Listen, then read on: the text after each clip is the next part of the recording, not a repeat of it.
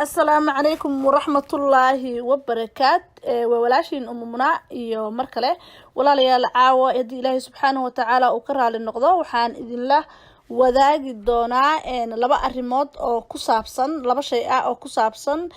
sida wajiga looga saaro madowga ama haaraha ama bimbaliska iyo waxyaabaha dhaadhaadka mataqaana wajiga gala sida looga nadiifiyo hadii aad tahay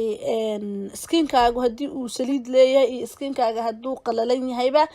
tan labada qofba way u shaqeynaysaa oo labada dhinacba marka labadan ingredient caawa aan wadaagayno midka koowaad ma sha Allah tabarakallah waxa uu ka kooban yahay malab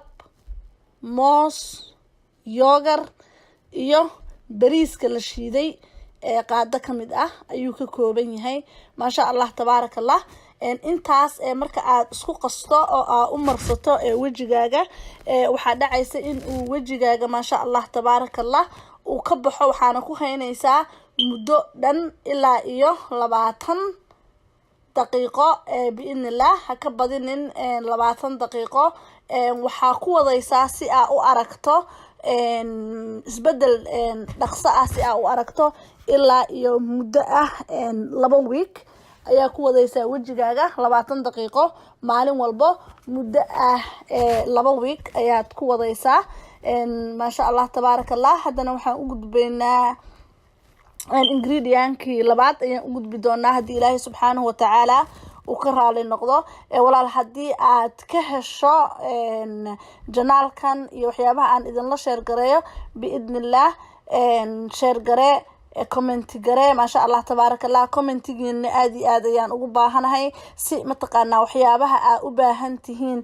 ila socodsiisaan ilaa qofka kale waa ka duwan yahay insha Allah biidnillah alkareem commentigiina biidnillah baari ii soo raaciya hadii Ilaahay subhanahu wa ta'ala uu ka raali noqdo share gareeyana Allahumma salli ala Muhammad waxaan u gudbaynaa ingredient-ka labaad oo ka kooban ma sha Allah tabarakallah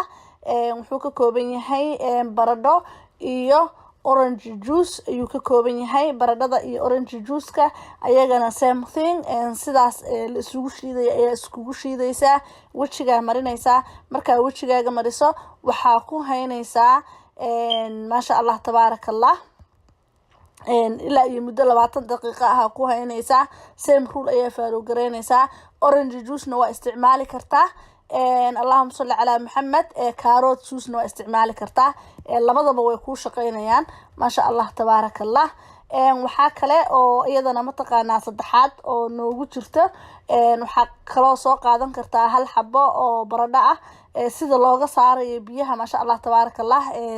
video-ga ayaan idin kula share gareeyay biyaha ayaa mataqaana aad ka saaraysaa wax yar oo rose warar ana waad ku daraysaa biyaha ubaxa na waad ku daraysaa ayagana waxa loo isticmaalaa in wajiga lagu buufiyo muddo 20 daqiiqo hadaba saddexdan arrimood hal mar ma wada sameynaysid marba mid tijaabi biidnillah baari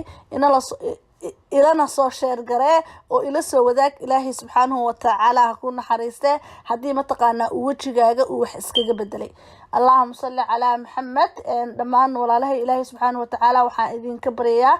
ruux walba ujeedada uu leeyahay inuu Ilaahay subhanahu wa ta'ala uu gaarsiiyo jazakumullahu khayra assalamu alaykum wa rahmatullahi wa barakatuh